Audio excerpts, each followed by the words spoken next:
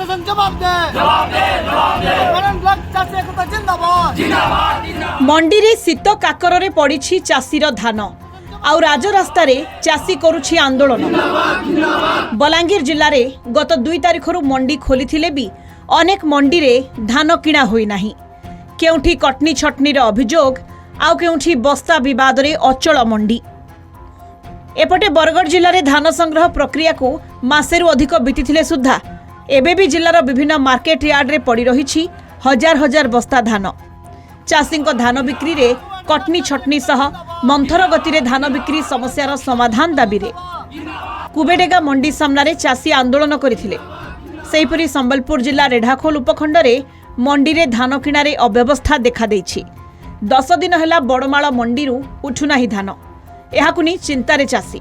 धान समस्या तो हो जे हाथीर तो समस्या सब बोले रही चली जे चारि कोन रे 4टा अंतरा करी सबु चाषी उजागर रहीकरी रहूँ जो जहाँ निद टे हो माने पीरियड करी से शुले से चेतवा से शुले से चेतवा बोली एमती आम राति रहूँ।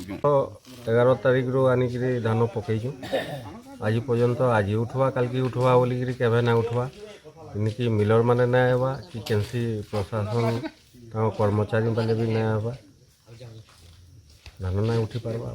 15-16टा कोणे मुंडी अच्छे देगा ब्लॉक रे आज पर्यंत नहीं चलवा जेनटा कि चाषी कूल सबू मुंडी रे धान पकईक रखीछ मिलर्स रो नेग्लेक्ट हो और प्रशासन रो नेग्लेक्ट हो सेथिर लगी से माने आज पर्यंत धान नहीं उठवार। आरएमसी वाले गोटे मेसीन पठेक गोटे टेस्ट करथिले जे मैक्सिमम चाषी रो 3.5 केजी तार मॉइस्चराइज बोली से प्रमाणित कले 3.5 केजी हेले मध्य सेटा जदि 3 केजी की 2 केजी कोटिंग करवा लगे से अपेक्षा रखते बेले चाषी मैंने क्षति सही भी दे पारते किंतु से 5 केजी कोटिंग चाहूँगी एवं एफएक्यू कथा जदि कहबे आपण तो देखिथिबे राज्य सरकार प्रतिश्रुतिबद्ध अछन 17% पर्यंत कोहळ अच्छे बोलिक कहूछन।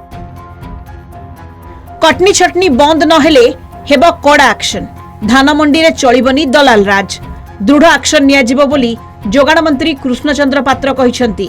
जो ऑफिसर दलाल को सहायता करिवे तांको ऊपर भी हेबो एक्शन विभाग को दुर्नीति मुक्त करा जिवो संपूर्ण स्वच्छ करा जिवो बोली कहिसंती जोगाण मंत्री। मु थरे कहिछि आम डिपार्टमेंट को पूरा क्लीन करा जिवो पूरा स्वच्छ करा जिवो दुर्नीति मुक्त करा जिवो मिडिल मैन मानकर एठी कोनोसी काम नाही आउ जे दलाल एठी काम करिवो ता ऊपर एक्शन निया जिवो जो ऑफिसर भी तांको सहयोग करिवो एक्शन निया जिवो। सेही कारण रो आमे नुआपड़ा रे सिटी जने ऑफिसर टिके दलाल मानकर सहयोग करथिले तांको काली सस्पेंड करा हाइछि। आज मध्य निर्देश दिया हाइछि अनेक जगह रे जदि कटनी छटनी बंद न हुए अनेक जगह रे ऑफिसर मानक विरुद्ध रे एक्शन निया जिवो। मंडी रे धान क्विंटल पिछा 2300 टंका एमएसपी उपरे राज्य सरकार 800 टंका इनपुट सब्सिडी देउछंती। एथर जेपरी अन्य राज्यर धान मंडी रे बिक्री न हुए ता उपरे कड़ा नजर रखिछंती सरकार। धान किणारू बिक्री पर्यंत मंडी रे ऑफिसर जगिबाकू निर्देश दिया जायछि। Bureau report Kalinga TV.